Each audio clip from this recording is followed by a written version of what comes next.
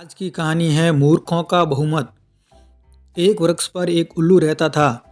उल्लू को दिन में दिखाई नहीं पड़ता था, इसलिए वह दिन भर अपने घोंसले में ही छिपा रहता था और जब रात होती तो वह शिकार के लिए बाहर निकलता था। गर्मी के दिन थे, दोपहर का समय था। आकाश में सूर्य आग के गोले की तरह चमक रहा था और बड़े जोरों की गर्मी पड़ रही थी। कहीं से एक बंदर आया और उस वृक्ष की डाल पर बैठकर बोला कि ओहो, बड़ी गर्मी है, आज तो आकाश से सूर्य आग के गोले बरसा रहा है। देखो कितना जोरदार चमक रहा है। बंदर की बातें सुनकर उल्लू के कानों में जब पड़ी तो वह बोला कि क्या कह रहे हो, सूर्य चमक रहा है? बिल्कुल झूठ। चंद्रमा के चमकने की बात कहते तो मैं मान भी लेता। बंदर बोला कि चंद्रमा तो दिन में चमकता नहीं, रात में चमकता है, और इस समय तो दिन है, तो दिन में तो सूर्य ही चमकेगा ना।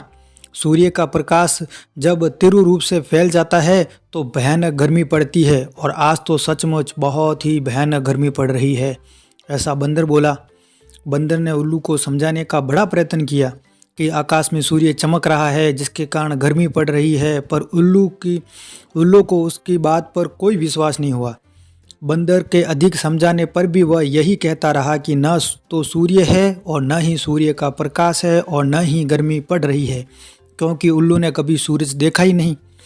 उल्लू और बंदर दोनों जब देर तक अपनी बातों पर अड़े रहे तो उल्लू ने अपने दोस्तों के पास चलकर इसका निर्णय करने का विचार किया।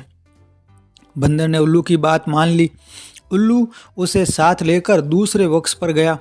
दूसरे वृक्ष पर सैकड़ों उल्लू बैठे थे।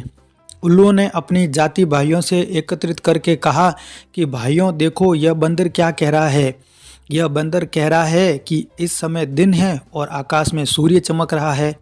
आप लोग ही अब निर्णय करो कि इस समय दिन है या नहीं और आकाश में सूर्य चमक रहा है या नहीं।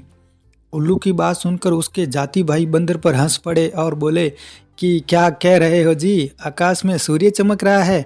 बिल्कुल अंधे हो, हमारी बस्ती में ऐसी झूठे बातों की अफवाह मत फैलाओ। बंदर अपनी बात पर अड़िग था।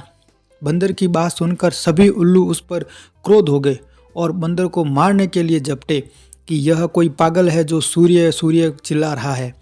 अब बंदर के प्राण संकट में पड़ गए।